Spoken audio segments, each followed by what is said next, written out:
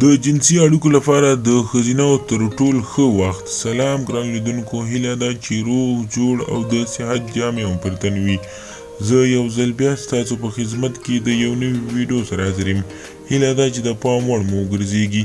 تر هر څه د مخه باید یادونه وکړم، که زموږ چینل مو نه وي سبسکرایب کړی نو زموږ چینل سبسکرایب کړئ او په خوا کې ورسره د ګونګړي نشان ووهئ. مننه. د جنسي اړیکو لپاره د ښځینه تر ټولو د خوښۍ وخت. د ورځې په جریان کې د انسان د بدن هورمونونه توپیر کوي.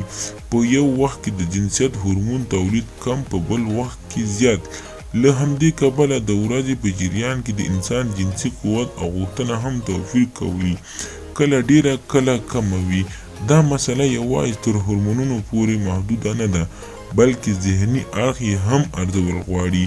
په نارینه‌و کې تر ډیره د هورمون خبره مطرح ده، خو په ښځینه کې بیا ذهني حالات لومړیتوب لري.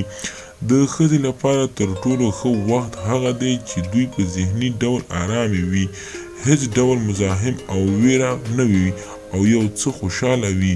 کوم کار یې نه وي پاتې. د ښځو لپاره په عموم کې داسې وخت شپه ښه وي.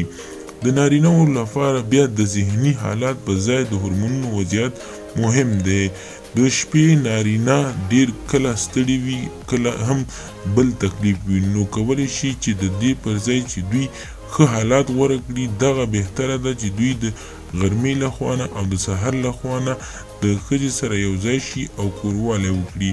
تر ټولو بهترینه د نارینه‌و لپاره دغه دوه وختونه دي چې کوم خلکو چې هغه ډیر کمزوري وي کولی شي د سحر لخوا نه او د غرمې لخوا نه د خپلې میرمنې سره یو ځای شي او سیکس وکړي. نو خدای دې وکړي ملګرو چې زموږ ویډیو خوښ شوي وي، زموږ د ویډیو څخه غلط مطلب وانخلئ، زموږ ویډیو لایک کړئ، شیر کړئ او زموږ چینل هم سبسکرایب کړئ. مننه.